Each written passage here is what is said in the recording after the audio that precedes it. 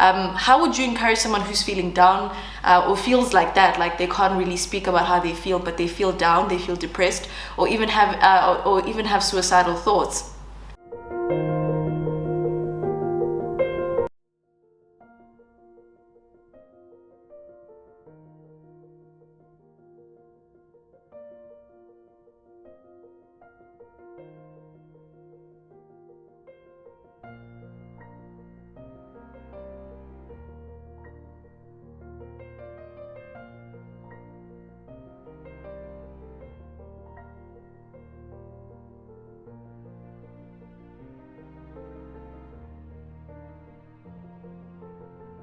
Hey Daryl, how are you?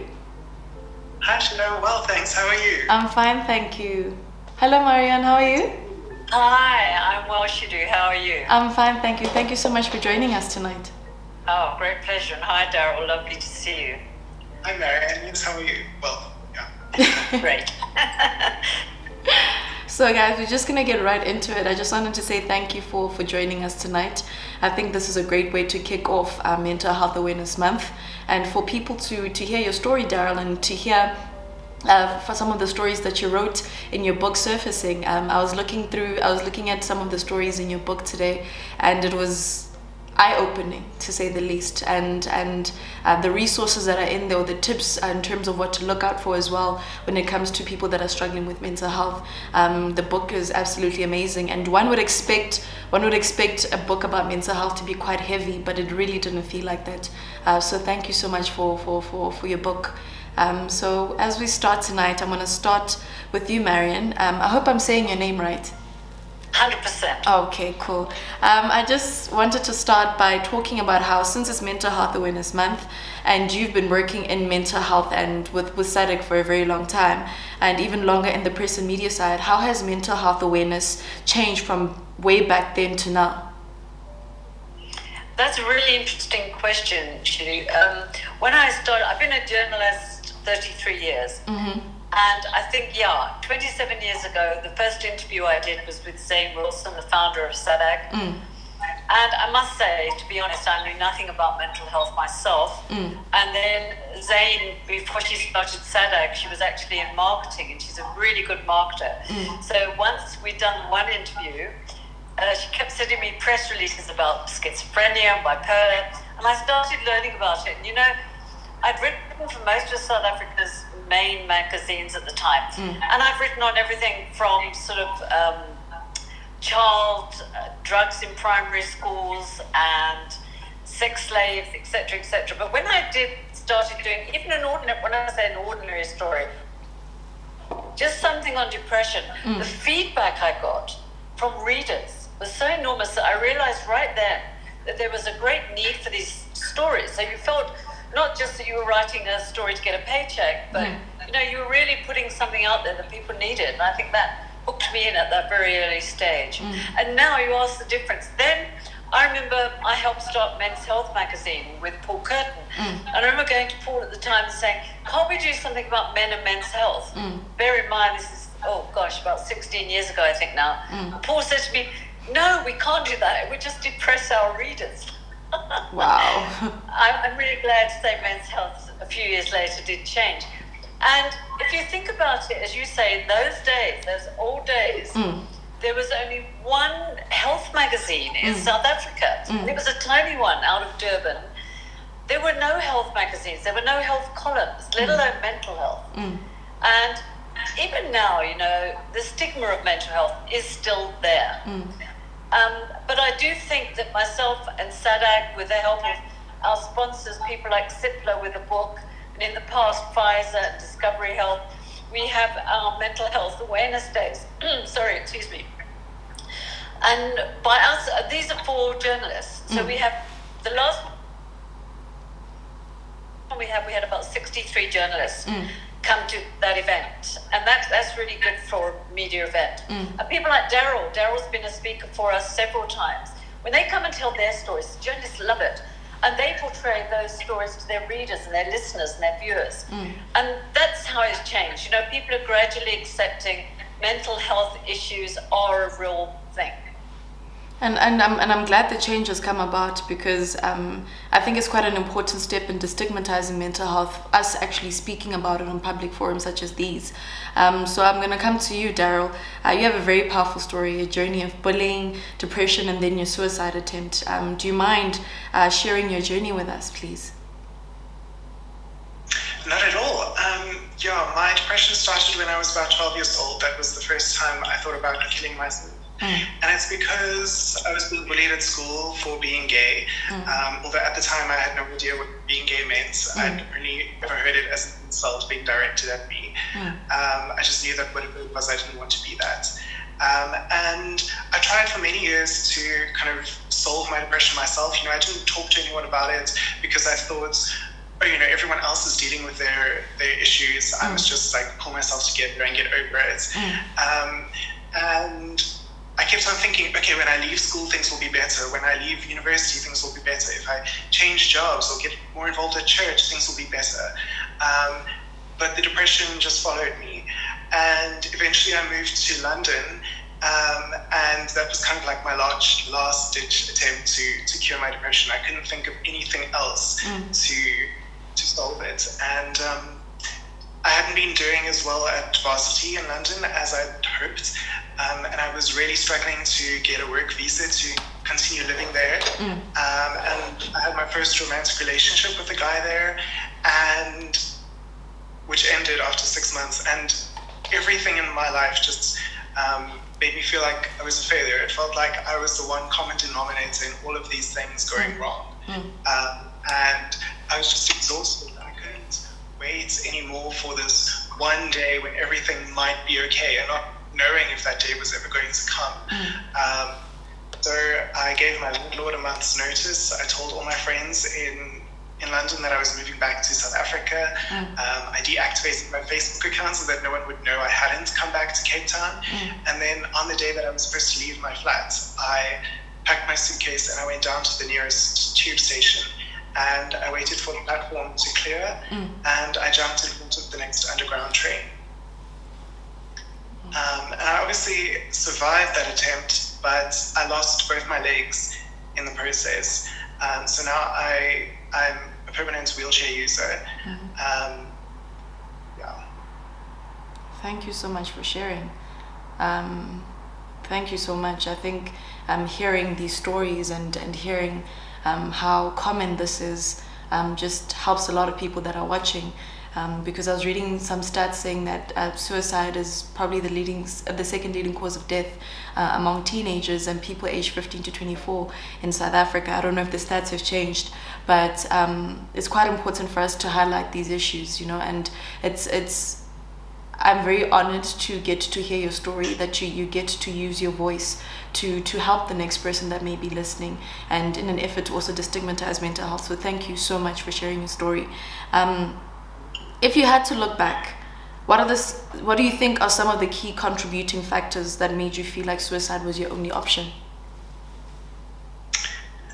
I felt like I'd never spoken to a professional psychologist or anything. I didn't think that someone would be able to say something that would instantly make everything feel better. I didn't want to be a burden on my friends and my family. I just thought that, and I'm a guy, I'm supposed to be able to handle things on my own and not have to talk about my feelings or be weak. So I just thought that I didn't want to come back to Cape Town because that seemed the only other option, and move back in with my parents and be a leech of them forever.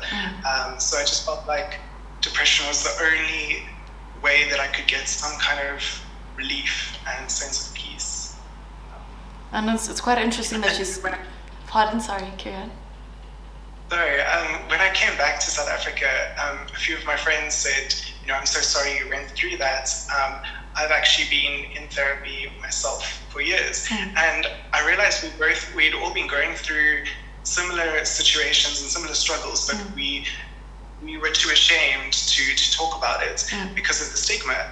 And that was the first time I realized, okay, the only way that we can actually change this and make it okay for people to ask for help when they need it is for people like me who've kind of been through situations like this to be open about it and to show that, you know, you can have depression but still live a full and productive life. And, you know, I still have depression. I'm still on medication. I still see a therapist, but I have great relationships and I have a full-time job. I was studying full-time as well. So yeah, it's not, it doesn't have to be a death sentence. No, I'm so glad that you touched on two very big important things. One being toxic masculinity and this thing that we have to be strong, that we have to, especially as a man, you know, like there's these things where if you speak about how you feel, if you cry, you know, that thing that where people say men don't cry, I feel like it feeds into the situation that's there, where you're in a situation where you want to speak out, but then you have to be strong as a man, and these narratives that exist in our societies, and it's you speaking out the way that you are right now that breaks down or debunks those societal or harmful gender norms that exist in our society. So thank you so much for sharing. But another thing that you spoke about was how when you finally spoke to your friends and the people around you, you realize that you're not alone. And I think that's the biggest thing about mental health. Once we start speaking out, once we start getting on platforms such as these and speaking out publicly about it, you get to realize that you're not alone. There's so many people that are going through the same thing, but only when we feel like we are together. You know how when we come together as a collective, things become better. So it's great that we're normalizing this conversation now for the next person that's watching. So thank you so much for sharing your story. Cool, thanks for listening. And to you, Marion, I just wanted to ask, so we've heard from Daryl right now, but what are some of the key issues that you've seen over the years with regards to mental health?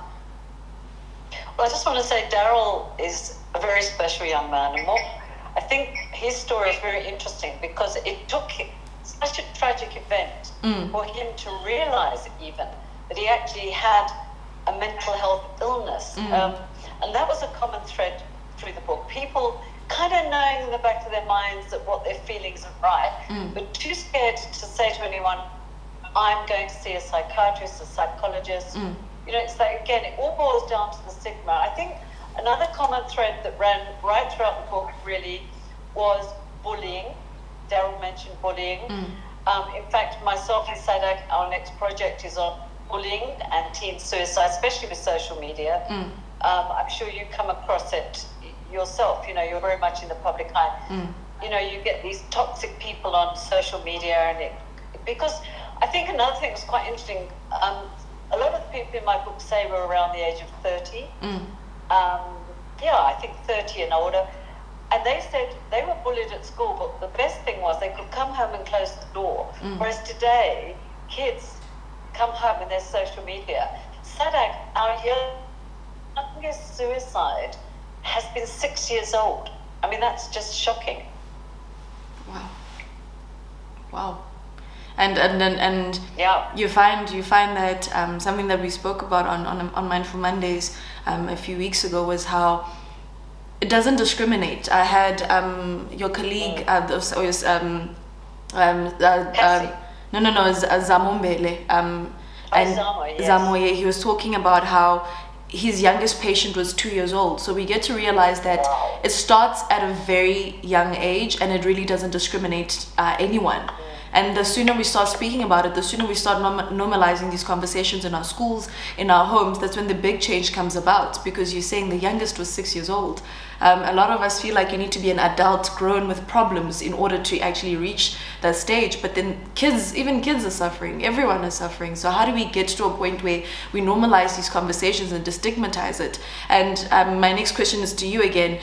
You've worked closely with SADC and training press and media on responsible reporting. Why do you think this is important in destigmatizing mental health, especially in the age of bullying, where we've had so many stories? Recently, we had a student in Limpopo, Lufuno, who died by suicide because of bullying that she had encountered at schools. So how is responsible reporting in that regard important in destigmatizing mental health? Yeah, that's a great question. You know, in the old days, again, I'm going to say that you would use what we consider as journalists writing in mental health. You'd see headlines with the word crazy and mad. And that in itself is stigmatizing. Or someone is people think schizophrenia, for instance, they think that's a split personality. There is actually no such thing as a split personality.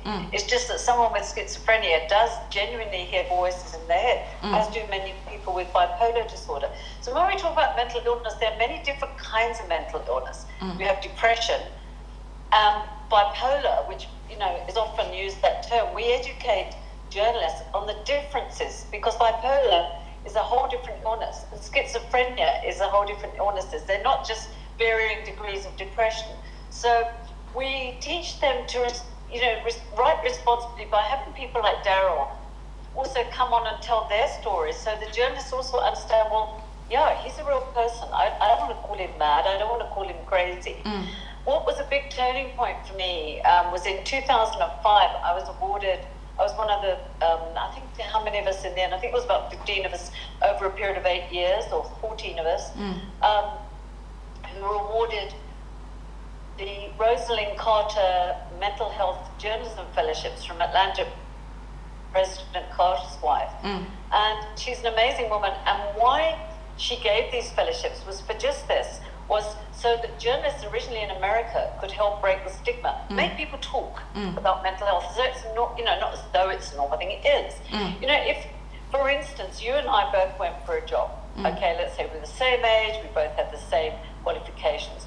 You walked in and you said to your prospective employer, I must just tell you though, I have diabetes, but don't worry, because, I've got medication, I'm very good, and I shouldn't miss any work, I'm fine. I walk in and say, I suffer from depression and I've got medication, and also I shouldn't really have to take time off work because it's under control. Who's going to get the job, you or me? I mean, you look much better, so you'd probably get it anyway. But no, but seriously, this is the thing about mental health. It is the stigma. It's a stigma of saying, I'd go in South Africa, I would say, not in America at all.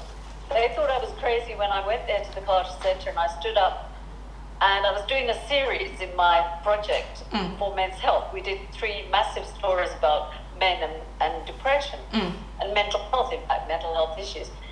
And I stood up and I said, well, men in South Africa don't suffer from depression. And they all sort of looked, what?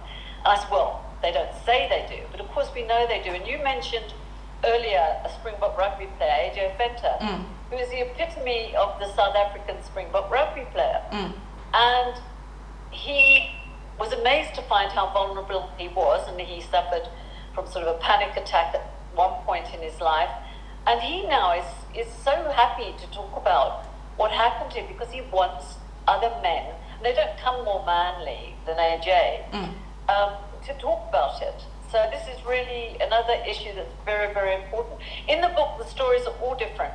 In fact, the book was originally going to be called, what I call my working title was going to be Stories of Hope. And as you said, it's not all doom and gloom. I mean, there are some really funny moments in it where, people, see the light. And I wanted that to come across, that it's not the end of the world. And I think what came across for me, as someone who hadn't seen a therapist or gone through that, was almost over the 27 years when people say to me, when I found out that I had a real condition, and whether they went to a psychiatrist, and I'd like to stress the difference, the psychiatrist is a doctor who goes through the normal training a doctor goes through, so they can prescribe medication, whereas a psychologist goes through really just as tough a time, a slightly different route, and they are the therapists, they're the people you talk to. And people that have gone through both routes or one of those routes say to me, if I hadn't seen those people, I don't think I'd be here. That makes such a difference to my life.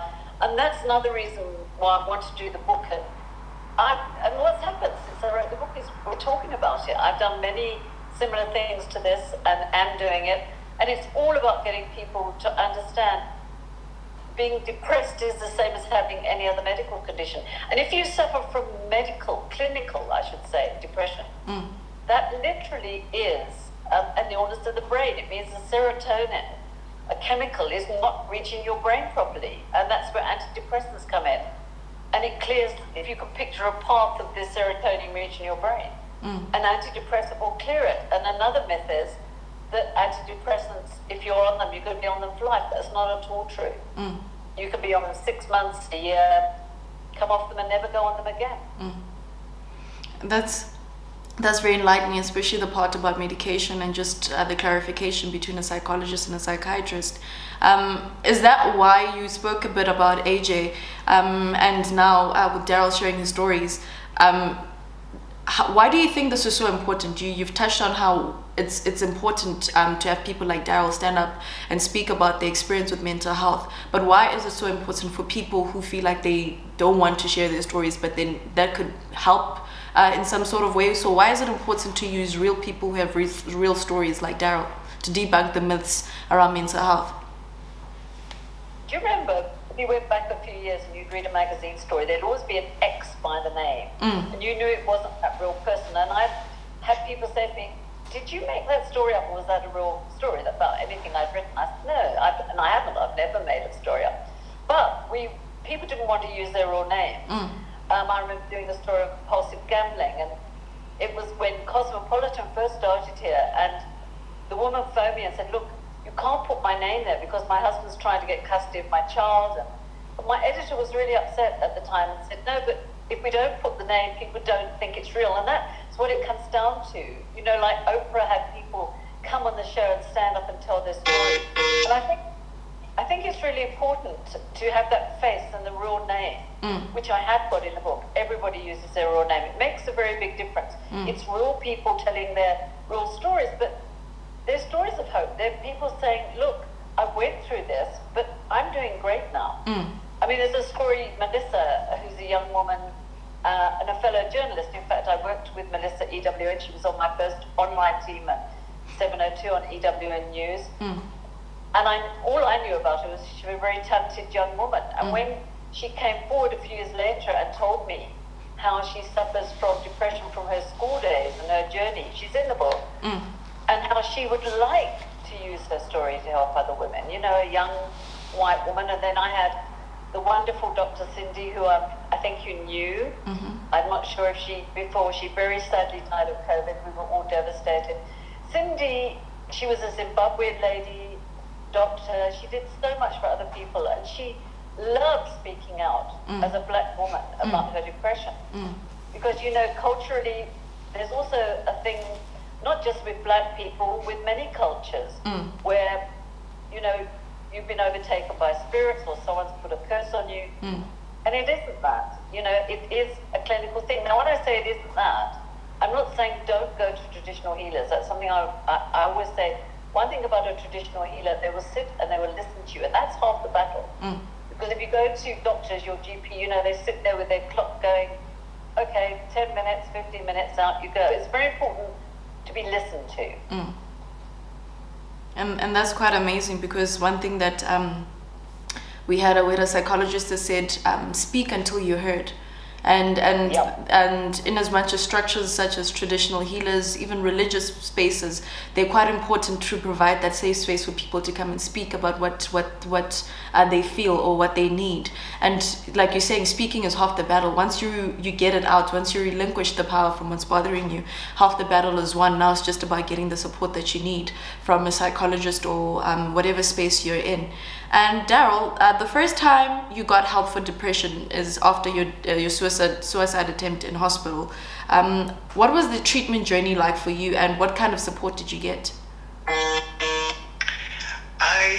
So I had a lot of operations, obviously, after the suicide attempt. So initially I was just put on antidepressants, and a team of psychiatrists kind of monitored my vitals. Like, am I eating well? Am I sleeping? Those are the things that are kind of telltale signs of whether the medication is working or not. But then when I moved to a different hospital to start doing my physical rehab, that was the first time I actually had talking therapy with a counselor, with a psychologist. And, you know, I rolled in there, and I kind of wanted to speak to her the same way I'd always spoken to everyone, wearing this mask of, you know, everything's fine, I'm going to be okay.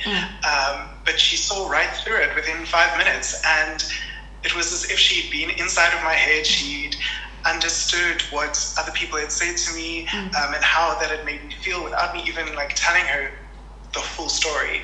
And that was the major turning point for me. For the first time, I kind of realized, okay, I'm not crazy, I'm not alone, I'm not the only person who's ever felt this way. There really is someone who understands and who can kind of guide me through this. And that was amazing for me.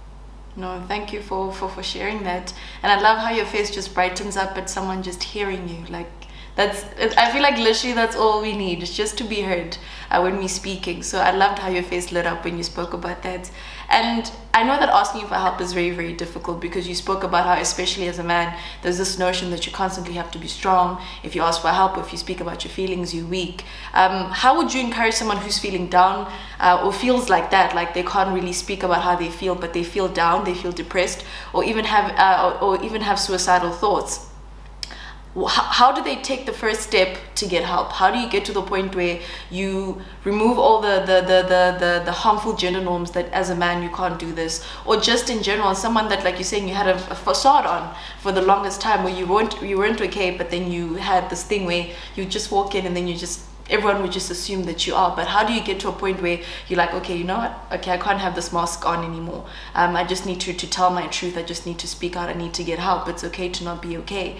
So what advice do you have for that person who's feeling the way that you felt? To see you succeed. That's amazing. Is that how you also cope and manage your depression, by the people that are around you and therapy? And do you have any self-help tips for anyone who may be watching? Because I think we know that, especially in this country, issues of accessibility and affordability to services such as psychologists, psychiatrists are few.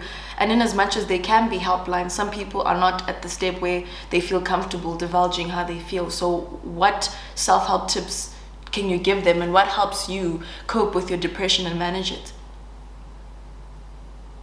Well, I think, mental health, emotional health, physical health, they're all connected. And you can if you take care of your body and your mind, then your soul will also it will provide a great environment for your mental health.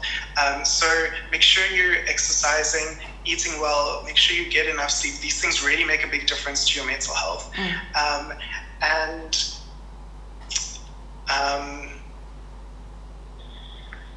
Sorry, could you repeat your question?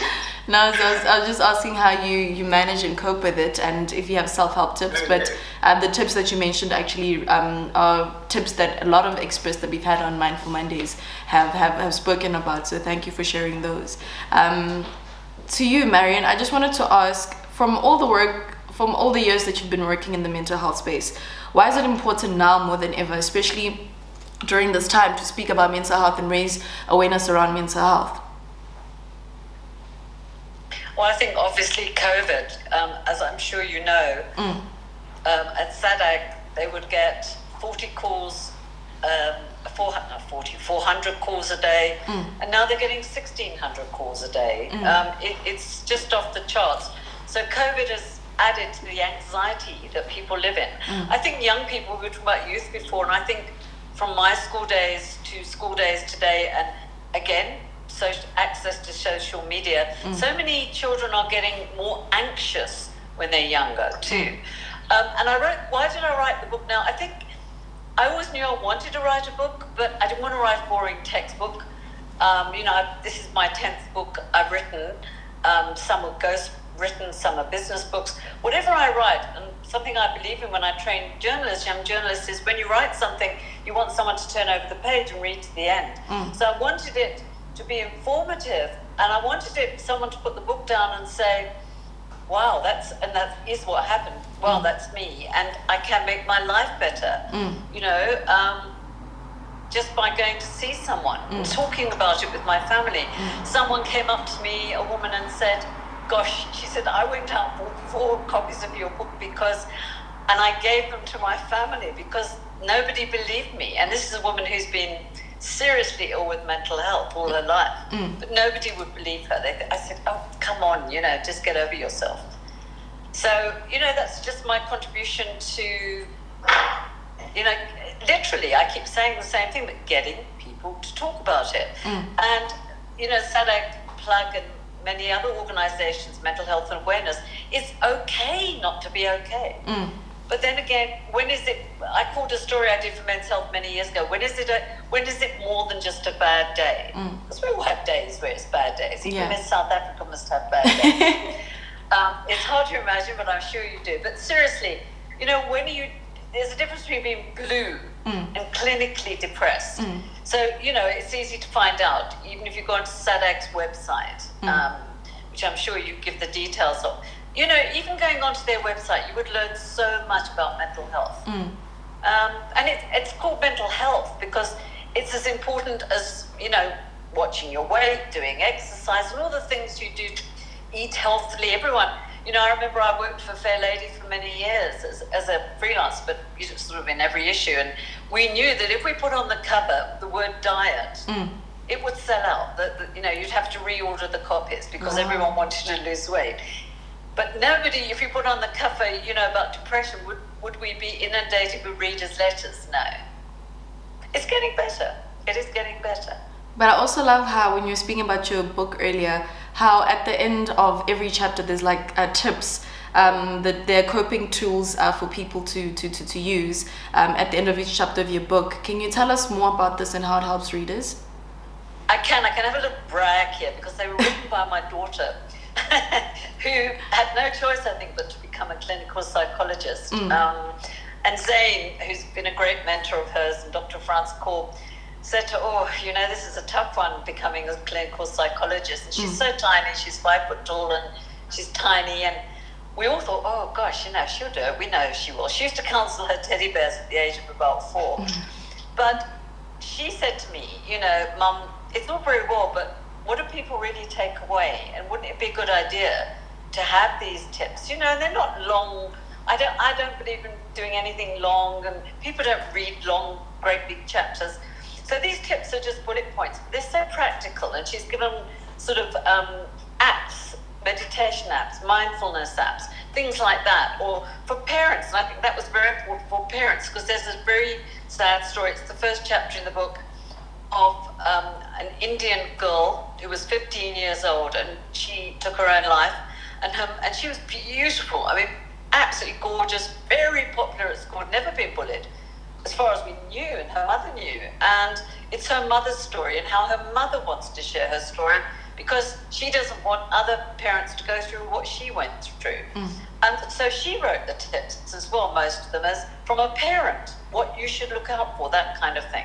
And Alexandra Wallace, who went through PTSD, not PTSD, sorry, when you have a baby, my husband's given me advice from the side view, postnatal depression, yes.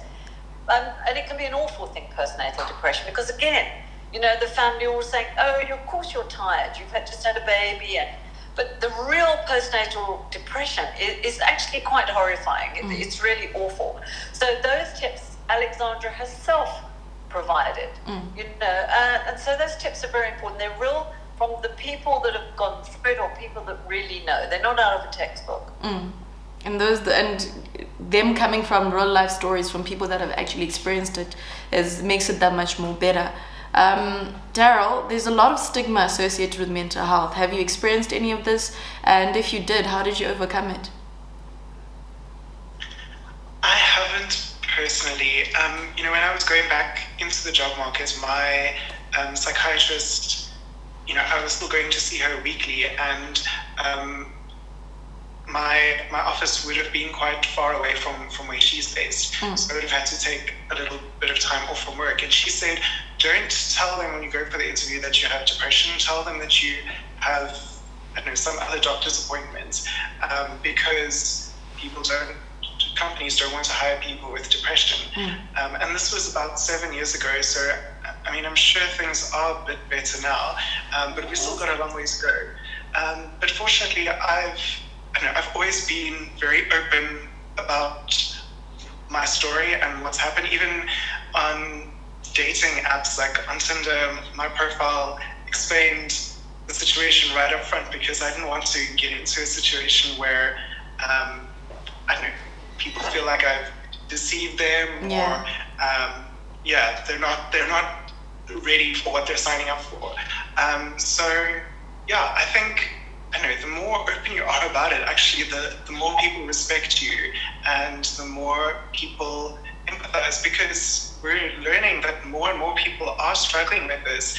So everyone has been touched by mental illness in some way. And by you being open about it, giving other people, you're making it okay for other people to kind of relax and say, okay, you know what, my sister or my friend or I've been through something like that.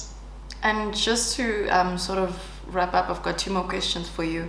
The first one being, what is the best advice you can give loved ones or friends to support someone who is feeling suicidal or going through a difficult time or feeling depressed? As someone that has gone through it, what is the best support to give? Because sometimes you find that people want to help, but they don't know how to help. Like you said, we've all experienced a degree of mental health or illness, even if it's not directly us who go through it, but we've experienced it somehow, some way. But the biggest thing about a lot of people is they don't even know how to help. Like the example that Marion made earlier between diabetes and depression, the one is something that people consider real illness versus mental health, where you can't really see the wound, you can't really see what the person is going through until they tell you. But like in the book that she wrote, there are a lot of tell signs, you know, like things to look out for, but also tips to cope.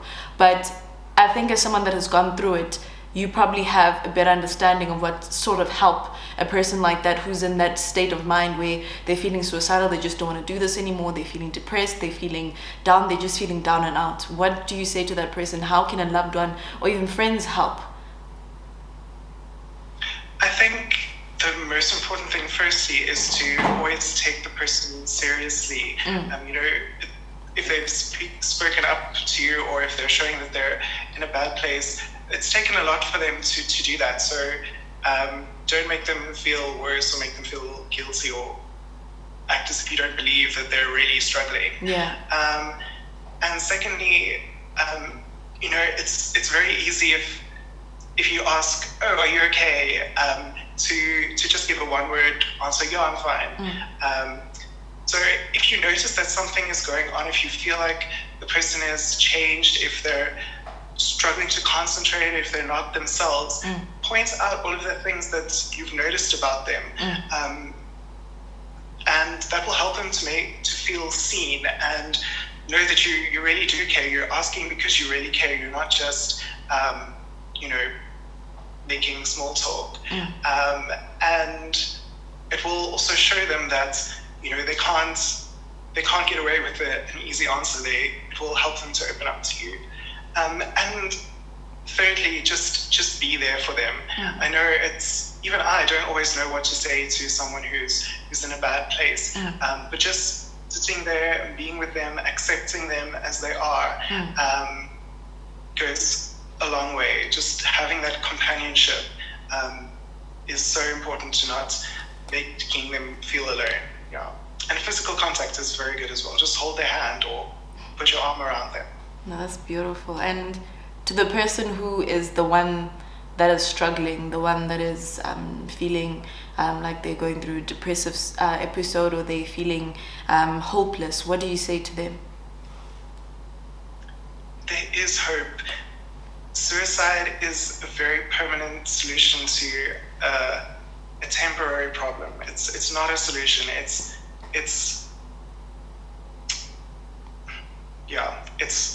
There is hope. Don't give up. Talk to someone. You're not alone. Just hang in there. And I think the biggest thing is just remembering that you're not alone at all. And I loved how you put it's a very permanent solution to a temporary problem. I think the problem is that people don't know that there are resources where they can get help. SADC has a suicide helpline that is always available. I've received messages from people saying that they've used it. So those resources are available, and I will share after this session on my stories. There are resources available. There are people that are willing to help you. There are people that are willing to listen, people that have dealt with this multiple times. So you are not alone. There are people that are willing to listen, speak until you're heard. As you said, you're not alone, Daryl. And to you, Marion, I just wanted to ask, what is your message of hope for Mental Health Awareness Month and all those that are feeling hopeless and helpless? I think what Daryl just said was so important. And Daryl, I can tell you, the minute you're in his presence, your heart just warms. He has so much to offer the world. I'm so pleased that he didn't take his life, because I can tell you he's a very special young man, and he has so much, and I think he's going to do so much with his life. And that goes for everyone. We all have something to give. Yeah. It sounds very, and I think, again, going back, and I see my daughter actually posted earlier, it's okay not to be okay. Yeah. You know, some days you get out of bed and you feel off, or it prolongs. The most important thing I want to say is listen to you, and those at the end of the show, when you give out those numbers, don't think it's for other people, you know, and you may not have a medical aid, but there is still help available, and that's what. And that I'm not an expert in, but SADAG are the experts. They're at the other end of the phone, and they really, really want to get your calls or your WhatsApps. Unfortunately, with COVID, it's been hard, and there's help out there. You know, get the help.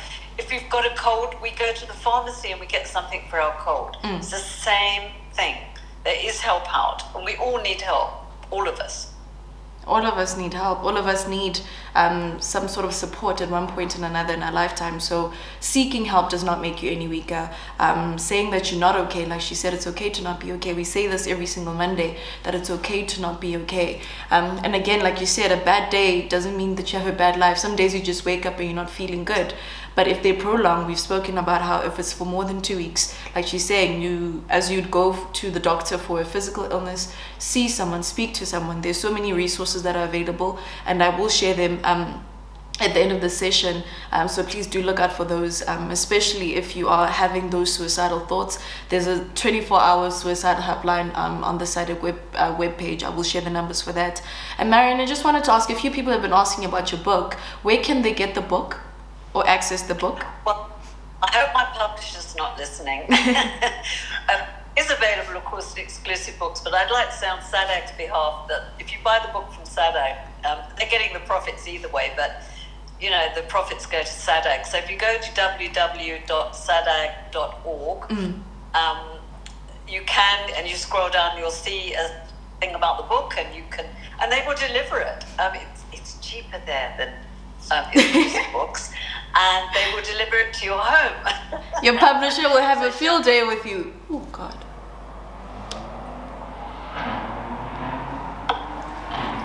Sorry about that. The line just went there for a second. I think, if I remember rightly, it's 200 Rand on SADAG's website and 30 Rand for the delivery. It literally gets delivered by their own driver to your door if you live outside Joburg, through courier. It is available online through Amazon. And anyone tuning in from England and America, I'm so proud that it's in Waterstones in London, and I've forgotten the name of the bookstore in America, the very big one. It's there too. It's the first book I've got on the famous British and American bookstore, so I'm really proud of that, especially being this topic. No, well done. Congratulations in terms of like getting it everywhere. Thank you. And I was saying that your publisher will have a field day with you because you're giving people the right tips on how to access the book. So everyone, yes, you can. Shout out to all the publishers. They've been wonderful, very supportive. Someone is asking the name of the book. It's called Surfacing, right? Surfacing. Yes, Surfacing. Yes. People coping with depression and anxiety. No, it really covers the full range. There's 11 very, very different stories, but there really is humor in the book too. And as everyone who's read it said to me, you know, one good friend of mine read it and said, I thought I understood mental health, but I didn't. Now I do. No, it's a beautiful book because it feels very light. I think sometimes when you're reading something, when it comes to mental health, we make it all dark and gloomy, but it doesn't always have to be like that, and it's real stories, so people can relate to it. I mean, sometimes you don't actually get the chance to hear stories like yours, Daryl, you know, but reading it and having that with you as a reminder that you're not alone is absolutely amazing. So I do hope that people get the book. It's an absolutely amazing book, and it's very educational as well. Thank you both, to you both, for coming through tonight and actually just engaging with us. Daryl, thank you so much for sharing your story. I saw a lot of people just relating, and just a lot of people just realizing that they're not alone, and your message of hope to people that are feeling hopeless and helpless. Thank you so much for all that you are, and you are an incredible light. I can feel it, especially when your face lights up about how you got help. It's the most beautiful thing ever. And thank you so much, Marion, for just the work that you've been doing over the past few years with SADC and for mental health awareness. I feel like the rest of us are just carrying on the baton from you and just trying to spread the message of mental health and just educate where we can. But through the books that you've written, especially this one, people get to see the real truth of mental health. People get to realize what it actually is, and the tips that you put there. It's a very helpful book as well. It's not just just the stories, but then even the stories themselves aren't dark and gloomy. So thank you so much for your contribution and all the work that you do. We really, really appreciate it. Well, thank you, and thank you for highlighting mental health. You're doing a wonderful job. Thank you so much. Thank you so much to you both. Thank you. Have a lovely evening. Thank you everyone to everyone for watching tonight. That was Mindful Mondays, and I hope you actually learned something. And I will put the helplines on my story right now, and I'll also just share the line, the number at the bottom of this video after I post it. Thank you so much for watching. Good night.